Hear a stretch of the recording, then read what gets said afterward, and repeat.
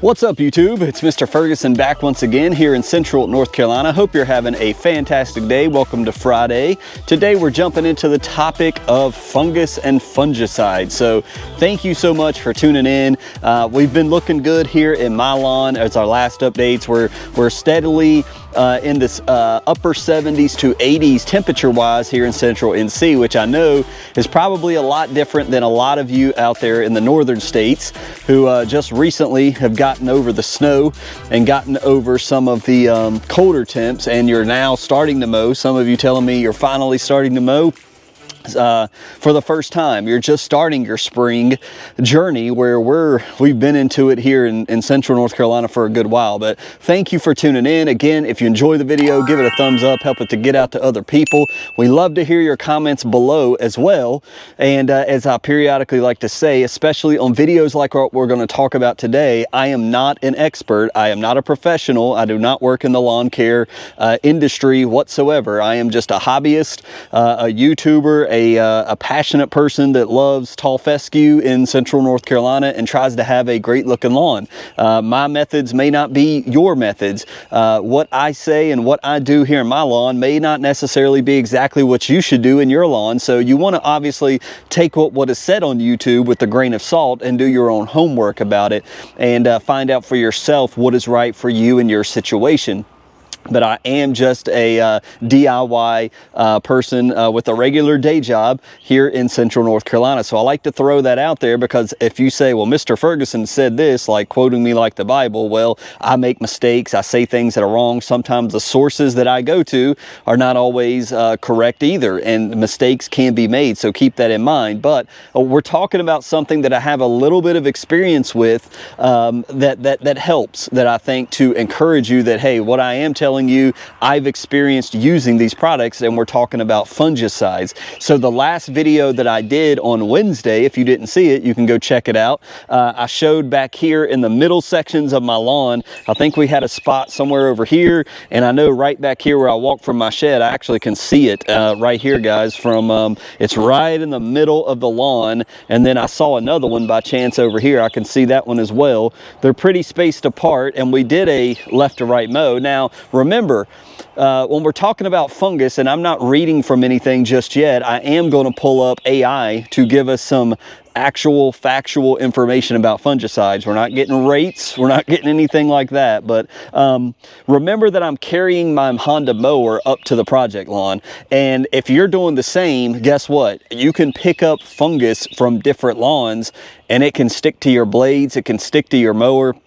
And then when you come mow your lawn, well, that fungus may not have developed in your home area. It may have developed in the project lawn, or it may have developed in the lawn that you went to help out a neighbor with. And you've carried the spores back to your lawn, and now you're infected. And so we're not sure where this little bit of rust, it looks like a rust, and I'm not great, but we have technology today with AI that we can take pictures in Google, and it can kind of give us an idea of what we might be looking at. Sometimes that can be difficult, but as I go back to AI is very similar to searching Google.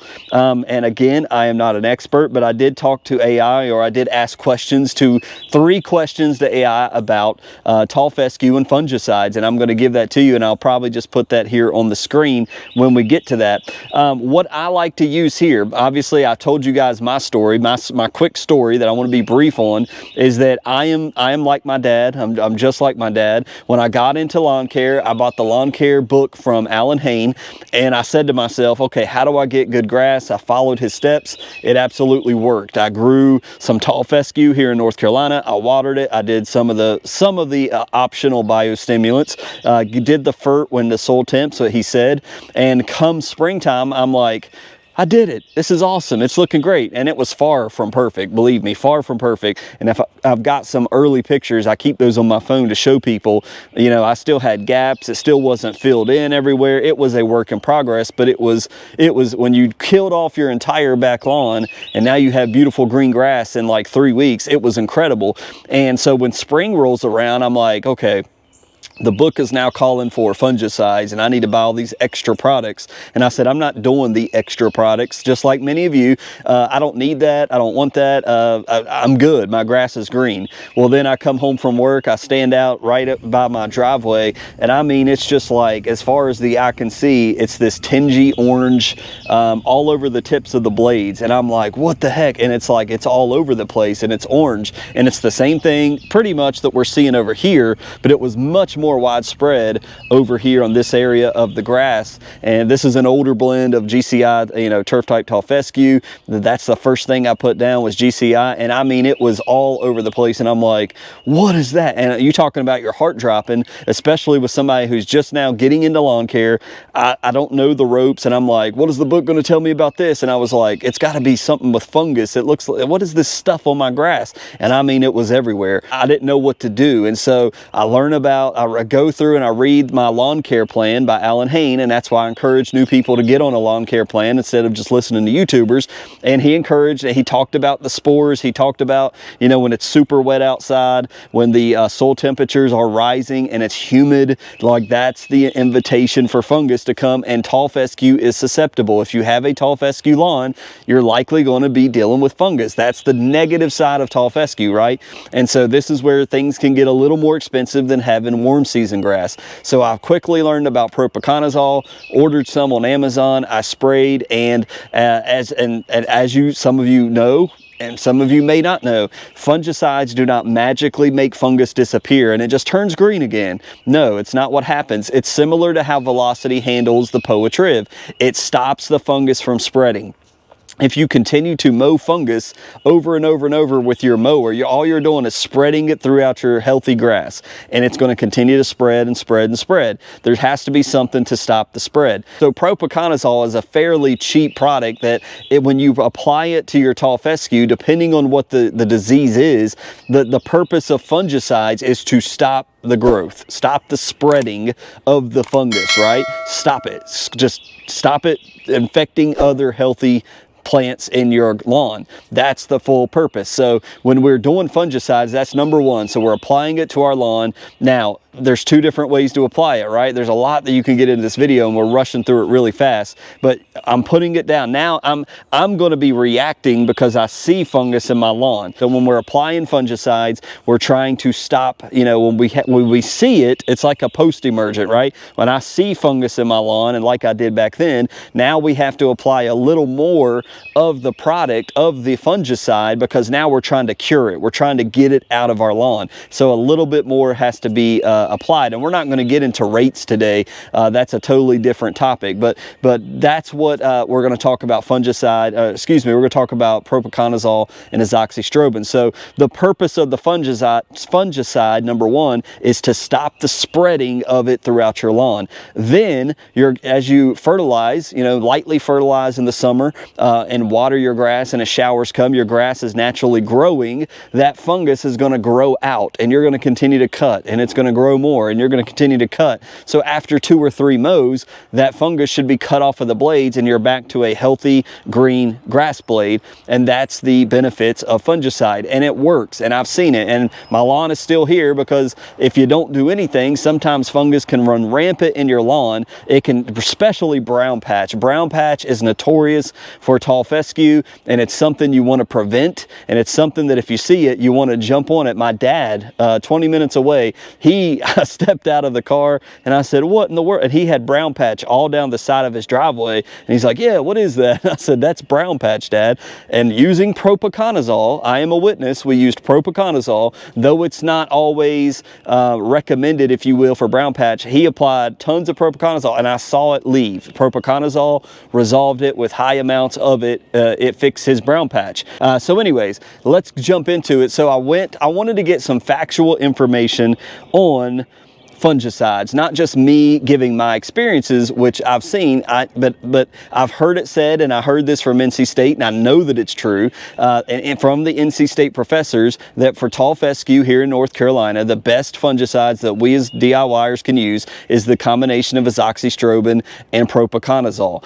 There are reasons why you may not want to use them together. There's reasons why you do want to use them together to cover the broad range of funguses, but I asked AI quickly, what are the best fungicides for tall fescue, knowing this from NC State. The best fungicides for tall fescue depend on the specific fungal diseases you're targeting, such as brown patch, gray leaf spot, or whether you're aiming for prevention or curative treatment, which is exactly what we just talked about. Are we looking to prevent, you know, right now? Well, technically we have 2 small patches here, and there may be other sections in my lawn that I've not found. I've not seen it anywhere. I think we're fine, but we do have 2 small areas, so we would technically be applying to cure it, although I'm not too concerned about these 2 areas. They're very small right now. Based on available information, here are some of the most effective fungicides for tall fescue along with key details. And the number 1 is azoxystrobin.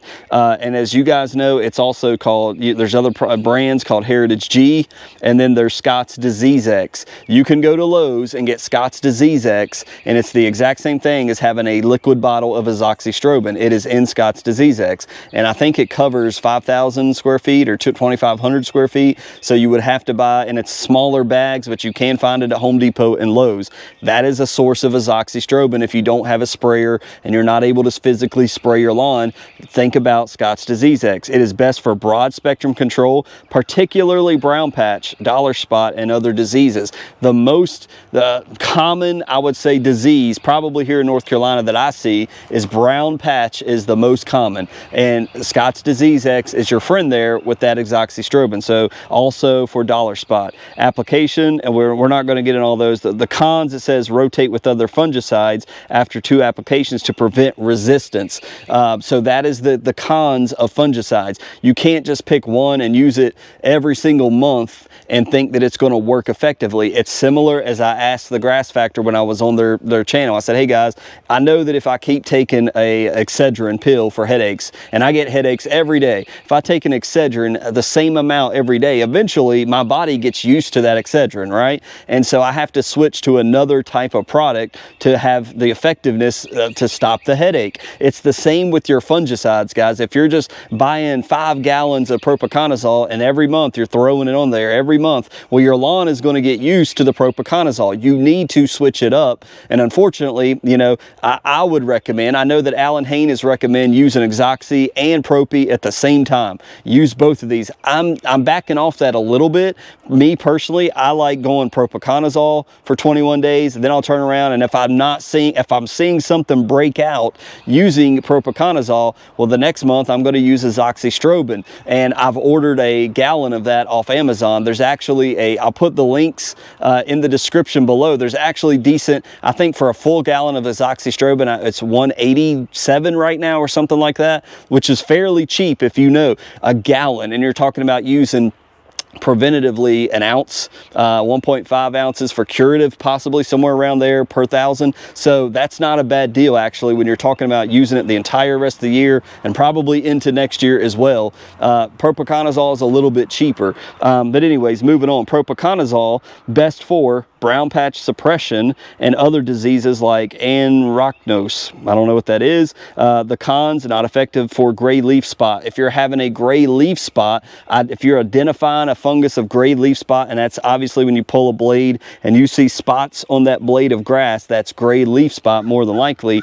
Propiconazole is not effective against that. More you need to go towards the Scott's Disease X or propiconazole for that type of treatment. So identifying it can sometimes be difficult, but knowing what you're getting between azoxystrobin and propiconazole, that's why they're the most popular in tall fescue, because one or the other likely is going to attack and help you with curative rates for the fungus that you're dealing with in your tall fescue. So basically, long story short, between azoxy and propiconazole, to me, that's all I've really needed, and I've not seen a resistance, but I have made the mistake in the past of combining them and doing that over and over and over again. Well, I'm giving it the 2 fungicides at one time every month. It's going to get used to both of them. I think I need to back off of that. I need to give it the Propy one month, and that's what I'm going to do this year. I'm going to apply propiconazole. I'm going to then the next month apply azoxystrobin, and azoxystrobin is is a little more expensive. I'm going to save that for deeper into summer.